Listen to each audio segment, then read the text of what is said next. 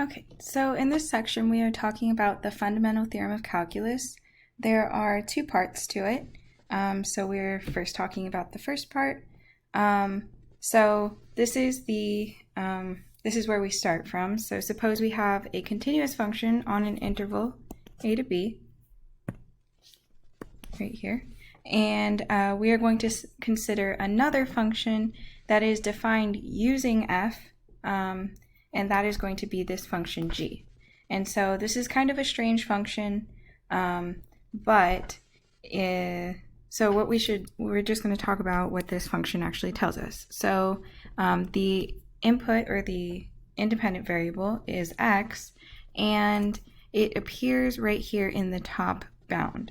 So whatever x is, when we plug in a value, we'll get a definite integral from a to x, which will be some number, and then we will just evaluate the integral, and that will give us a number. So we can see that we input a number and we get out a number. So it's a regular real valued function, like what we usually deal with. So right, so if we wanted to visualize this, we know that the integral, the definite integral from a to b of a function f is, it tells you the area under the curve, right? And so the idea is, what if we were to stop before we integrated all the way from a to b? What if we cut it off at some x, right? Because that's what we're doing here. So we only want to integrate from a up to x, and then we just integrate this function f. Then that will give us this area right here that I've shaded in. And so this will give us a number, right? It's the signed area. So the function g, what it outputs, or what it tells you, is how much area has accumulated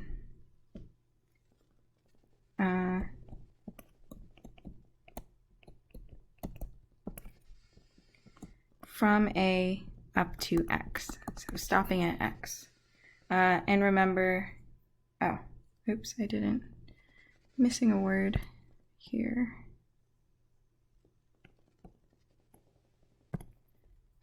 So area, and actually this is signed area. I usually forget to mention that.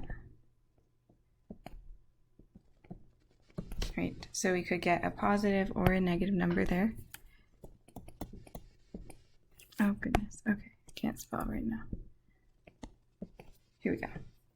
Okay. Now, so we have this function, and what the fundamental theorem of calculus tells us is what the derivative of the function g will be. And so how we can go about figuring out what the derivative is, we're not going to do this too carefully, but this is just like a what we call a heuristic argument. So hopefully it convinces you that this makes sense, but it's not too specific. Okay. So this is our difference quotient. This is what we usually use to compute the derivative, right? And what we're going to do is take a look at, so say we have our function f here, and let's look at what g of x plus h minus g of x would look like on a graph. And so remember, we want to think about h being small, because we will, when we take the derivative, take h going to 0. So let's say here is x, and here is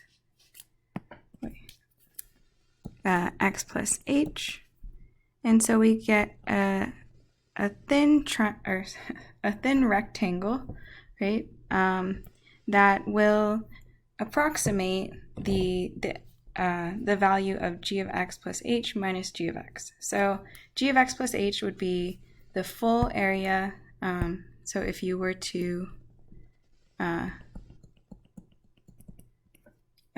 integrate all the way up to there, so it would be that full area minus, I'm going to use orange for the second part, this area. And so you can see that if you were to take the green area minus the orange area, you'd be left with something close to that rectangle. So this is really just an approximation, but as we know, when we take an approximation, we take the limit. This is the process where we get an exact answer. So this approximation will be fine for our purposes. Okay, now just looking at this rectangle, so I'm going to move this F over here. And so the value of g of x plus h minus g of x will be approximately the area of that rectangle. And we can kind of figure out what that will be because if we used the left-hand endpoint, right, to make this rectangle, then that height will be f of x. It's just f evaluated at that particular point, x. And then the height is going to be, or sorry, the height is f of x. The width is going to be h because we just take x plus h minus x. And so the area is f of x times h, right? So that means that g of x plus h minus g of x is approximately equal to f of x times h, and then we still have it over h because that was in the first piece. And then we can just cancel these h's, and so we get that g of x plus h minus g of x over h, so that's the difference quotient, is approximately equal to f of x. And as we take h going to 0, we actually get that g prime, so that would be this part right here, taking the limit as h goes to 0, is equal to f of x. Okay, so let's write this out and then talk about what it means. So if f is continuous, so we're just writing out the assumptions. So we need a continuous function on an interval a to b, and then the function g, so this is going to be defined in the same way that we did above. So g of x is equal to the integral from a to x of f of t dt. So these t's right here, these are just what we call dummy variables. We just want it to not be the same variable as x because we're using x for another purpose. So we just replace it with a t. Or you could replace it with another variable that you prefer. It just shouldn't be x so that there's not some confusion between this x up here, right? Oh. Okay, so this is defined on the interval a to b as well. And then what we know, so we didn't exactly justify this, but it is true that then the function g is also continuous on the interval a to b and differentiable on the open interval a to b. And this is the most important part, g prime of x is equal to f of x. Okay, now, so there's a lot going on in this theorem, right? But like I said, the most important part is that the derivative of g is equal to f of x. Now, just writing out what that means that g prime of x is equal to, so I'm just writing out what this means in different notation. So these are two ways of writing the same thing, right? Just the derivative of g, and then writing down what just replacing g with that formula that we have for it up here, right? We get the derivative of integral from a to x of f of t dt, right?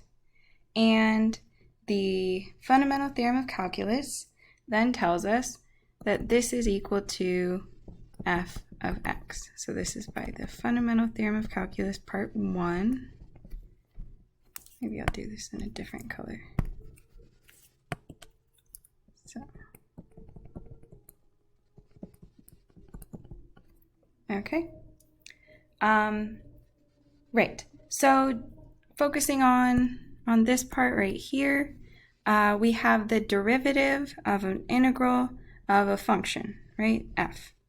And then what we get out of that entire expression is f of x, right? So although there's a little bit of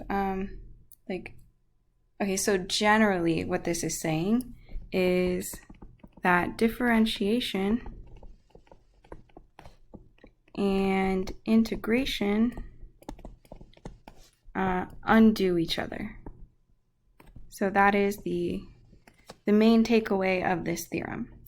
And that is not obvious right away, right? So from the way that we define derivatives and the way that we defined integrals, it's not at all obvious that they should undo each other in this way. But it turns out that they do, and this is the link between differentiation and integration that is really, really important. So that's why it's called the fundamental theorem of calculus, right?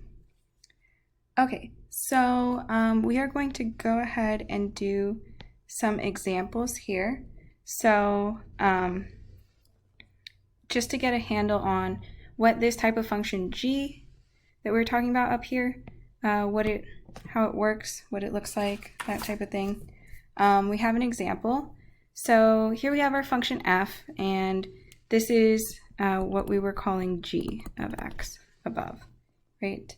And so we're going to write down a formula for g of x, which is defined via this integral. And we can do this because f happens to be a really nice linear function, so it's not too hard to figure out what the what the formula will be. Okay, so just thinking about a general point x, say it's like right around here. This is x, just to picture what the output of g would be at x. So it will be the integral from 0 up to x. So starting from 0, we want to figure out what the area is of this curve, and we want to use a general x, not just, right, so that we can write down the formula. Okay, so this will give, so just writing this out, gives the area of the triangle. So we just need to figure out the base and height of that triangle, right? And then we can compute the area. So the base is clearly going to be x because we started at 0. It's just this length along here, so that will be x. And then the height, to figure out what that is, just notice that this is, this is a linear function and its slope is 1/2. So slope is 1/2. That means that at x, this value here is going to be 1/2 x, right? So not only is it a line of slope, so maybe writing this out, it's a line with slope 1/2 and y-intercept 0. So if we wanted to write it out, it is, or we'll use f of t equals 1/2 t, right?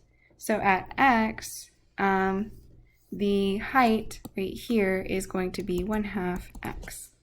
And so base is x, height is 1/2 x, and then we know how to compute the area of a triangle, so we can write this as 1/2 base times height, which simplifies to x squared over 4. Okay, so this is a formula in terms of x for this function, right? So we could check and plug in some numbers to make sure that it gives us the right value. Okay, so next we want to write a formula for a similar function, but now it is starting at 2. And so we can just use properties of integrals to do this. So one way of thinking about this is that we know a formula for the integral from 0 to x of f of t dt, and we have this property where we can split this integral into two integrals if there is some point between 0 and x. So we can just split it at 2, right? Okay, so this is one of the properties of definite integrals that we went over. So here would be the integral from 2 to x of f of t dt. And so then I'm going to solve for this one. So if we go ahead and do that, we would get 2x f of t dt equals integral from 0 to x f of t dt minus the integral from 0 to 2 f of t dt. And we have a formula for this piece, right? So we'll just plug that in, x squared over 4. And this is a definite integral, so it will be equal to some number. So we just have to figure out what that number is and plug it in here. So the integral from 0 to 2, as we can see, I'll just shade it in with orange. It's going to be that area right there. And so that is going to give us an area of, let's see, 1. Is that right? Yeah, I think so. Okay. And so that is our answer. This is the formula that we get. Okay. And then we have a couple more examples of using the fundamental theorem of calculus so more directly. So this is just given these types of functions, find the derivative, right? And so g prime of x equals just the inside function evaluated at x, and that's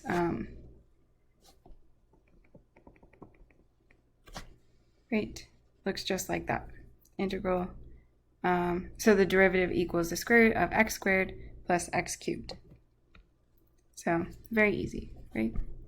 And here, g prime is going to be sine of x cubed minus square root of x times natural log of 2x, right? So this is really easy to apply. And so it doesn't seem like it really matters what the lower bound is, and it doesn't affect your answer really, but I mean, if you want to get technical, it does affect your answer because these things are going to be defined on different domains depending on what you started out with, right? So just be careful of that. And then I meant to add one more example, so I'll just write it in here. And so this is the case when you have, instead of just x in the in your top bound, you have a function of x. So say if we had the integral from 0 to e to the x of t squared minus sine t dt, and we want to take the derivative of this, so I'm going to give myself a little bit more room. We can still use the fundamental theorem of calculus, but we also have to use the chain rule, because see, if we wrote, okay, I don't really have the room to write this out, but okay, I'll try to squeeze this in because maybe it'll be confusing if I don't. So if I define, I'll define this h of x equals the integral from 0 to x of t squared minus sine of t dt. And then you can see that g of x is equal to h of e to the x, right? Because instead of x in the top bound, we have e to the x. And then if we look at it this way and sort of ignore this top part, if we take this derivative, we know if we have something like this, we have to use the chain rule, right? And so it would first be h prime of e to the x times e to the x. And then we can use the fundamental theorem of calculus, part 1, to compute that part. And that is just going to be e to the x squared, so e to the 2x, minus sine of e to the x. And then multiply that by e to the x. Okay, and so that is how you would deal with something where you don't have just x in the top bound. Okay, so next we're going to talk about the fundamental theorem of calculus part 2.